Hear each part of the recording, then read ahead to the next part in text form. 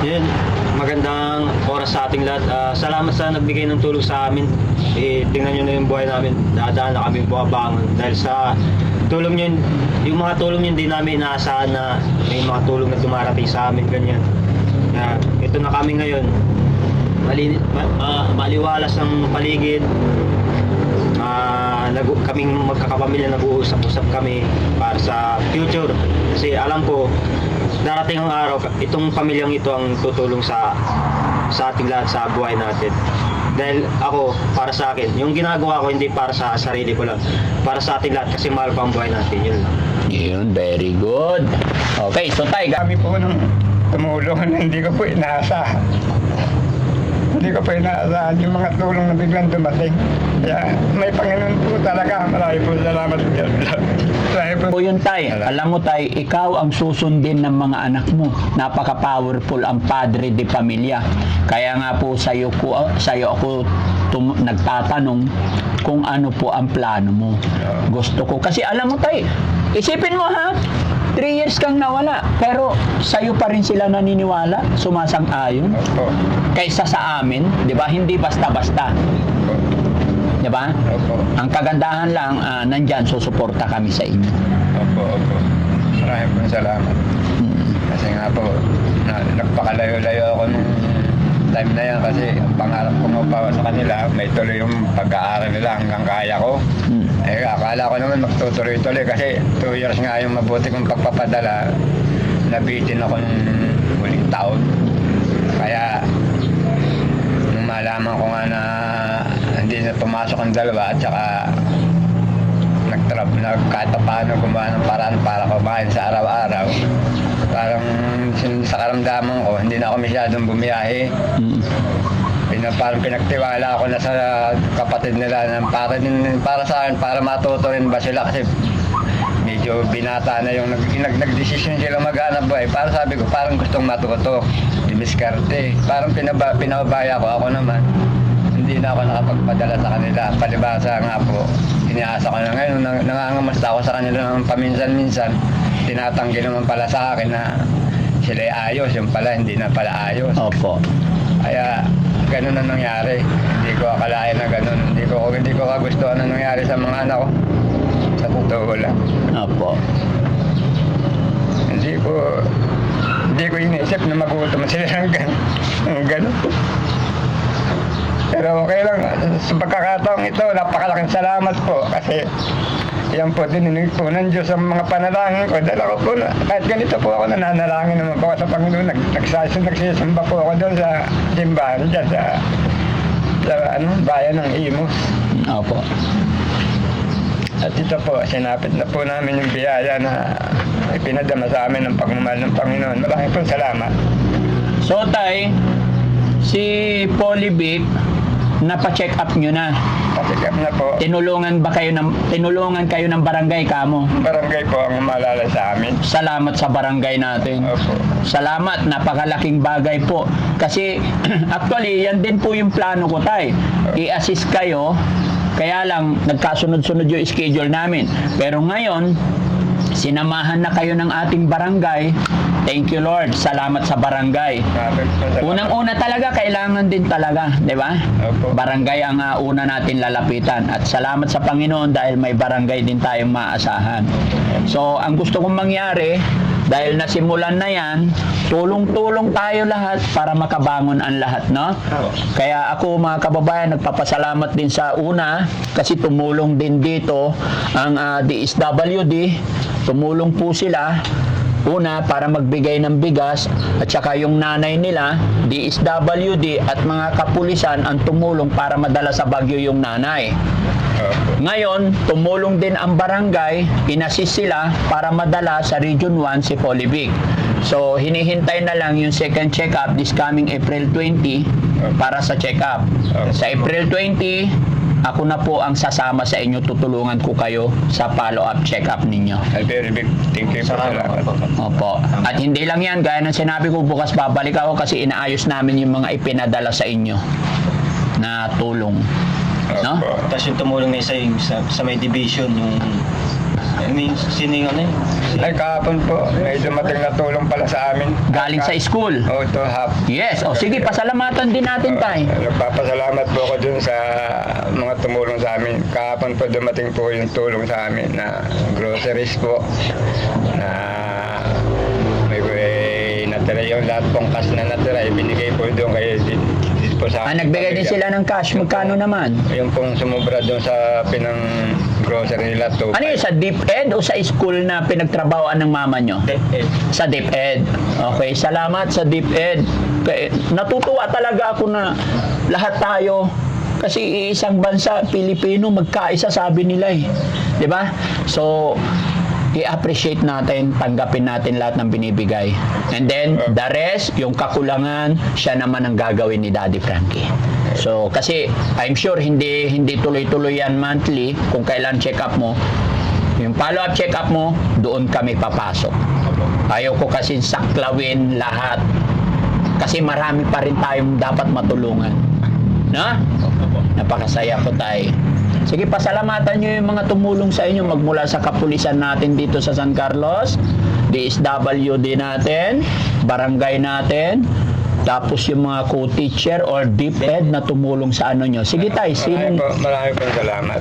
Lahat po yung binanggit po ni Daddy Frankie na hindi ko po mabanggit-banggit yung iba. Lahat pong mga tumulong po sa amin. Labis po at sa aming pasasalamat dahil po sa inyo. Ito po, dandaan po naging normal na po ang aming buhay. Marami pong salamat sa inyo. Hindi po natatapos ang aming pasasalamat hanggang sa huling pagkakataon na kami maging lubos ang aming kasiyahan, mabuo ang aming pamilya na ang asawa ko bilang yung isang anak ko hindi pa nakikita ni Daddy Frankie, ay yun po ay lubos naming inaasahan at darating sa aming buhay maging maayos din po ang lahat. Maraming pong salamat sa inyo. Pero mula nung dumating ka tayo, nakita mo na ba yung anak mo nasa Baguio? Hindi pa? Hindi pa. Sige, pag-uusapan natin yan sunod kong punta, ha? Pati nga yung misis ko, hindi pa. Oo. Ni personal na hindi ko sila nakita. Okay, hayaan mo tayo. Kung kinakailangan dalhin ko kayo doon, kasama ng aking team, gamitin sasakyan, gagawin natin para makita nyo sila doon sa Baguio. Naka-schedule lang talaga kasi ngayon Mandaluyong po kami. Okay? Kahapon nga po, nagdidesisyon yung mga panganay ko na napuntahan namin yung mga ano ko yung mag-ina doon. Nasabi ko, napakalaki ng gastos na kailangan mabalikan. Hindi mo tayo pwedeng matulog doon kasi wala naman tayong tulugan. Sige tay, pagkatapos ng Mandaluyong ko, yun ang mission natin. Kita po, Masaya ba kayo nun? kitang-kita po nung ang laki po ang pasalamat ko sa Panginoon kasi yung mga iniisip ng anak ko, yan po ang binabanggit nyo ngayon. Yes po. Iniisip ko lahat yan, tay. Kaya lang, syempre, hindi nga po ako pwedeng pangunahan ang isang tatay. Which is, gusto kong lumabas din mismo sa bibig. Kasi kami tumutulong lang. Di po ba? Ang Panginoon po talaga, imposible ng Panginoon po sa atin. Sa amin po, pinagkaloob na po. Nung una, yung mga anak ko na hindi ko sa loob ng 3 taon, hindi po ako masyadong nagdadasal ng mga nakaraan taon. Itong mga huling buwan lang po ako nagdadasal nung hindi na po ako nakakatulog. Oo. Tapos hiningi ko pa sa Panginoon na loobin na po nung paggaling ng aking asawa. Kahit po sa anong paraan, anong ko kung walang imposible, gagaling po ang asawa ko. Basta wala pong imposible sa Panginoon. Ngunit nung dumating na po yung response ng Panginoon sa akin, napakarami po nung tumulong na hindi ko po inaasahan. Hindi ko po inaasahan yung mga tulong na biglang dumating. Kaya may Panginoon po talaga. Marami po salamat. Marami po salamat. Pinatunayan niyo po sa akin na may Panginoon. Opo. Bigla niyo po kami sinagip na hindi ko biglang inaasahan. Marami po salamat. Okay. Si Aljon naman. Aljon, ano naman ang masasabi ni Aljon sa nangyayari sa buhay ninyo ngayon? Papasalamat po kasi maraming pong pagbabago nung wala nung yung nalalaman po yung kwento po namin. Oo. Sa inyo po nalaman. Sa barangay, anong masasabi mo sa barangay ninyo na kasi sabi mo dati parang walang pakialam yung barangay, hindi man lang nila kayo tinatanong kung okay ba kayo. Pero ngayon, tinulungan nila kayo, tumulong ang barangay para mapacheck up ang kapatid mo. Ano masasabi mo sa barangay? Maraming salamat po rin sa yung mga manggagawa dyan sa barangay hall, yung mga may tungkuling Yes. tulungan kami. Kay Kapitan, salamat tayo. Tsaka lahat ng barangay kagawad, thank you, no? Opo, thank you. Tsaka yung taong barangay Tanod na siyang pumunta sa bahay namin, pasalamatan din natin, isa siya sa naging tulay, no? Opo. Lahat ng mga ginawa ni God na instrumento para matulungan kayo, pasalamatan natin. Okay? Si John Paul naman, anong masasabi ni John Paul? Maraming po ulit salamat sa mga tulong na binibigay nyo at maraming salamat po na naging papasaya nyo po ang aking papa, mga magulang, ang mga kapatid. Maraming salamat po ulit sa inyo. Frankie. Si Polivic, anong masasabi ni... Yun, magandang oras sa ating lahat. Salamat sa nagbigay ng tulong sa amin. Tingnan nyo na yung buhay namin. Dadaan na kami bumabangon. Dahil sa tulong nyo, yung mga tulong nyo, hindi namin inaasahan na may mga tulong na dumarating sa amin. Ganyan. Ito na kami ngayon. Maliwalas ang paligid. Kaming magkakapamilya nag-uusap-usap kami para sa future. Kasi alam ko, darating ang araw, itong pamilyang ito ang tutulong sa ating lahat sa buhay natin. Dahil ako, para sa akin, yung ginagawa ko hindi para sa sarili ko lang, para sa ating lahat kasi mahal ko ang buhay natin. Yun lang. Yun, very good.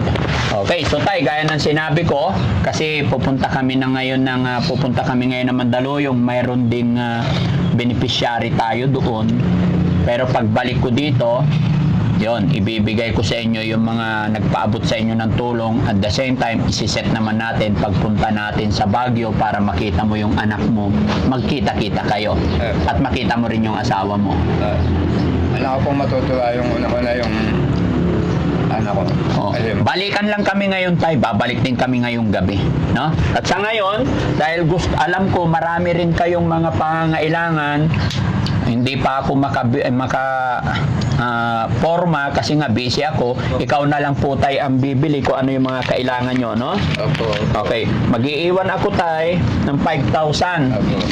Tay, pasensya ka na, sa totoo lang, nung una, kaya hindi pa ako nagbigay or binibigay lahat kasi pinapakiramdaman ka namin. Opo. Kung anong plano mo, baka kasi iwanan mo kaagad yung mga anak mo pag nagbigay kami. Opo.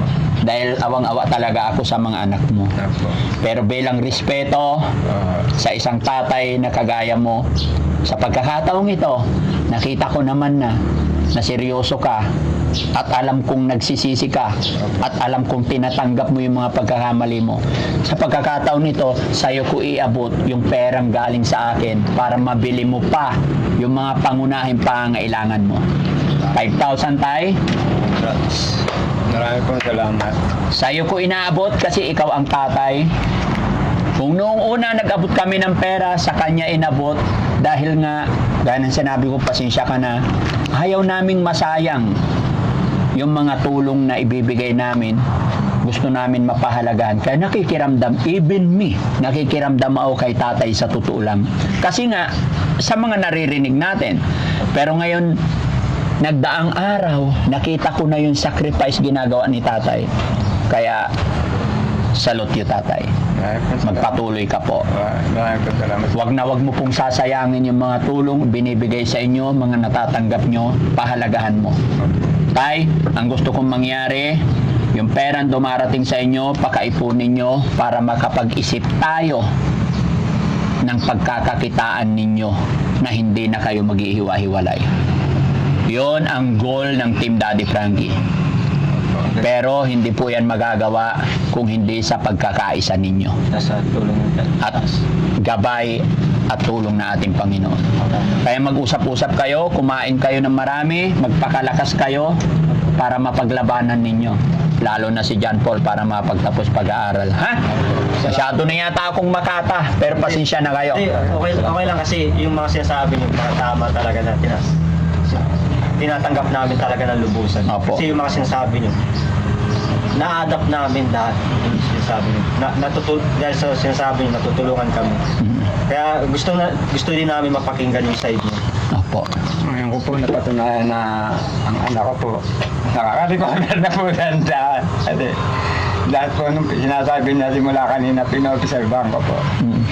Okay na po. Opo. Basta pakainin mo ng tama, tay. Magsaing ka lagi, magluto ka. Napaka-importante, may pagkain, may rice. Yan po ang pinobserbahan ko sa anak ko kung may pagbabago, malaki na. Umiiyak na si tatay. Laki na po yung pagbabago na. Yung mga paliwanag niyo po, wala po ako narinig na mali sa sinabi niya. Salamat po yan. Okay? So, bili ka ng pangunahing pangailangan mo tayo. Importante, may gatas, may kape para paggising niya ng umaga, may tinapay, may kape. Maraming stock dyan, yung napabilip ng bumili. Pero Oo. bibili ako ng mga gagawin ko dito. Ayun. Iniisip ko. Importante tayo, sige. Mga babagsak na yung mga gilid-gilid na yan. Oo. Paco, i-build mo yung kusina mo tayo. Iayos ko yan. Kasi gusto ko tayo, ikaw mismo kasi ikaw ang tatay eh. Kaya mo pa tayo. Kanina nga sinabi ko habang nagluluto ako, sabi ko anak, iba talaga yung may service kasi kaming barako na hinuhulugan. Pero Oh. hindi ko pa natapusan. Nabiti na nga sa akin, hinahabol na nga sa akin. Problema, na-stuck yun dun sa sa Cavite. Dahil hindi ko naman ginamit dahil bumibiyaya ako, na-stuck yun dun. Ngayon, bala kong ibalik dito. Nung bini-start ko na, hindi na siya gumagana. Oh. Pero alam ko, madaling ayusin. Sabi ko, nung panahon mayroon tayo rito, kung nandito yung barako na iuwi ko, nakalabas na tayo dyan nung pagkatapos na natin kumain, nakalabas na tayo, bibili na tayo ng ng mga gusto kong gawin dito sa bahay. Kaso, hindi ko nga naiuwi yung motor kasi hindi nga maandar. Ang laking bagay pala talaga kako na yung motor kako nandito para nakakagalaw tayo. Ang hirap kasi kako, lalo ngayon napakamahal ng pamatay, balikan. Ano yun tayo? Motor na yun? Sarili mo yun? Hinulugan ko po, kinontrato ko po nung 3 taon na hulugan yun, hindi ko po natapusan yun. O, paano yun? Pag hindi pa tapos hulugan? 7 buwan pa ho ang kulang nun sa loob ng 3 taon. Ayun nga po, nung sa tagal po doon ng motor na na-stock. Tapos kinamakamusta ko rito kung may mga pumupuntang naniningil doon dahil alam kong 7 buwan pa ang kulang. Wala daw pang pumupunta pero nung bandang uli may dumating na letter na bakit na kailangan ko rin magpakita doon sa may pinagkunan ko ng motor, mag-uusap kami dahil kung hindi may sinasabi na may mga action sila na legal na action na nararapat doon sa motor. Ibig sabihin tayo, yung motor na yun, kinuha mo yun dito. Dito ko kinuha. Oh, tapos dinala mo sa Cavite. Kasi nung unang punta ko doon, sinama ko pa to, saka yung asawa ko. Oo. Dahil parang itinigil ko parang ng mga 3 linggo, 1 buwan. Ngayon, nung sabi ko, okay na nakakabiyahe na ako rito, ibinalik ko ulit silang mag-ina rito. Pero naiwan na yung barako kasi kaya ako iniwanan din yung barako. Hindi ko yung guide na pabalik dito, hindi ko kabisado. Ilang taon na yung motor na yun tayo? Mula nung kinuha mo? 2020 yun eh. Ngayon, So 6 years na. 6 years na dapat yung 2000, tapos na dapat 2004 ba o 2005. Hindi, 2004 dapat tapos na yun. Yun nga. Sira na yun tayo. Hindi po, kasi yun po, na-stock po yun. Bali, 4 na buwan lang ngayon kasi kung minsan kasi, nung mga panahon na mga nakaraan, yung mga pamangkin ko, inihiram yun. Sinisingil nila yun. Pambalaimos hanggang Nueva Ecija. Siguro kung mga 3 times o 4 times na lang ginagamit. So tay, 7 months pa ang kulang. Magkano ba monthly nun? For 4,001 ho. For 1. Bali, kung hindi nila ako pipi, pero siyempre hindi ko alam kung ano regulasyon nila, Kung nagkataon na dire-diretso lang ang paghuhulog ko dun, mga 28K lang ang kulang ko sa kanya. Kung 4,000 lang, nasa 20 na lang tay. Hindi po, 7 months po ang kulang eh. Oo. Kaya kung times pa po yung 28. Okay. Oo. Yun nga, nung hindi ko siya diretsong nahulugan kasi nga, tuloy kong pinag-aaral yung anak ko ng mga 2 years na hindi ko kayang isabay yung paghulog ng motor. Sige tay, ganito tay. Huwag mo munang isipin yon.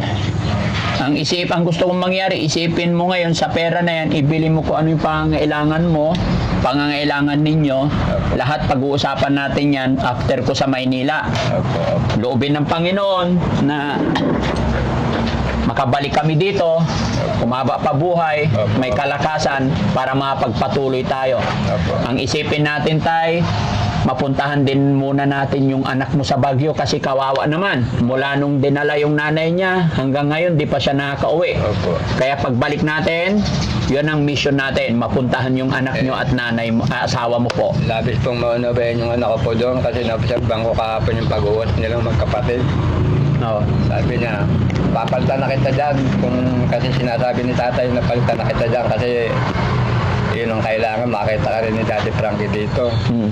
Eh sabi daw ng kapatid, tapos may binanggit siya kasi gusto ko rin palitan kita dahil sa kahit mga 10 araw lang na nandyan ako, makabalik ako rito, aatin daw siya nung, ano ba sinasabi mo, aatinan mo?